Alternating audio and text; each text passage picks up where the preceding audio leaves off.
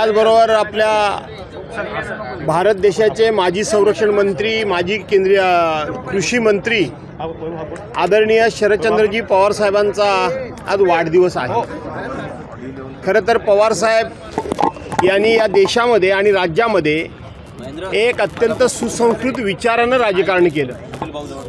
ते राजकारण करत असताना राजकारण करतात, परंतु वैयक्तिक जीवनामध्ये विरोधी पक्षाच्या लोकांसमोर वागताना सुद्धा ते नेहमीच समोरच्या माणसाचा सन्मान करून, आदर करून ते वागत असतात। आयुष्यामध्ये त्यांच्यावर अनेक आरोप झाले, अनेक टीका झाल्या, अनेकांनी अनेक प्रकारे त्यांच्याबद्दल संशय व्यक्त करण्याचा प्रयत्न केला, परंतु मी त्यांना जवळून पाहिलं आहे। मी त्यांच्याबरोबर बरीच वर्षे काम केले। ते राजकारण करायचं असेल त्या ठिकाणी राजकारण करतात, परंतु वैयक्तिक जीवनामध्ये किंवा आपल्यासमोर कोणीही कोणत्याही मदती करता आला तर त्याच्यासमोर ते राजकारण करत नाही किंवा त्याला राजकीय चष्म्यातून ते कधीही बघत नाही। आणि म्हणून राजकारण करत असताना त्यांनी राजकारणाची परिसीमा आणि कक्षा ही निश्चित केलेली आहे। अशा एका महान नेत्याचा आज वाढदिवस आहे। पवार साहेबांचा वाढदिवस म्हणजे एक खरं सांगितलं तर आम्हा सर्वांना एक दिवाळीचा सण वाटावा अशा पद्धतीचाच तो वाढदिवस असतो।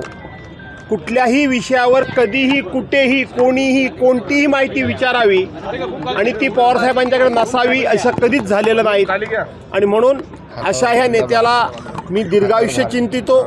माझं ग्रामदैवत आई शारदेनं त्यांना शतायुष्य करावं, उत्तम आरोग्य द्यावं असा माझ्या कुटुंबातर्फे आणि उद्धव बाळासाहेब ठाकरे पक्षातर्फे मी त्यांना या ठिकाणी शुभेच्छा देतो। दुसरं, या राज्यातले आणि या देशातले एक नेते, माजी लोकसभेचे माजी अध्यक्ष,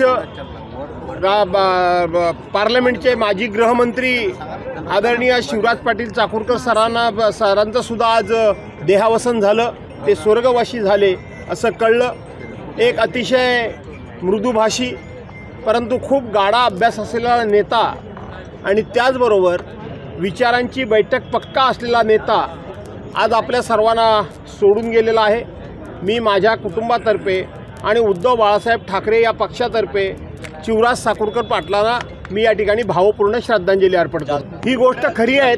तुमचा प्रश्न खरा आहे की 26/11/2008 साली ज्या वेळेला मुंबईमध्ये बॉम्बस्फोट झाले आणि ज्या वेळेला ताज हॉटेलवर हल्ला झाला, जो कसाब म्हणून जिवंत पकडला गेला, त्यावेळेला दिवसभरामध्ये शिवराज पाटील चाकूरकर यांनी 3 वेळा कपडे बदलले। अशा प्रकारचा आरोप आजचे जे सत्ताधीश आहेत, भारतीय जनता पार्टी विशेष, या लोकांनी त्यांच्यावर आरोप केले होते। परंतु ते त्याच दिवशी त्यांनी कपडे बदलले होते असं नाही, तर त्यांची नेहमीचीच ती कपडे बदलण्याची एक पद्धत होती। पण आज मात्र त्या ठिकाणी पुलवामामध्ये हल्ला होऊ द्या, उरीमध्ये हल्ला होऊ द्या, नाही तर आणखीन कुठे होऊ द्या, दिवसाला 4-4 वेळा कपडे बदलणाऱ्या नेत्यांबद्दल आज प्रत्येकाला खूप मोठा अभिमान वाटतो। पण त्यावेळेला या कपडे बदलण्यावरून खूप मोठं रान उठवलं होतं आणि त्यानंतर एकदा शिवराज पाटील चाकूरकर साहेबांची आणि माझी भेट झाली होती। त्या भेटीमध्ये हा विषय निघाल्यानंतर त्यांच्या मनाला किती वेदना झाल्या होत्या, ते किती व्यथित झाले होते हे मी स्वतःहून त्यांच्या बोलण्यातून अनुभवलेलं आहे। असं आहे की हे कधीतरी घडणारच होतं, पण हे फार कमी घडलं।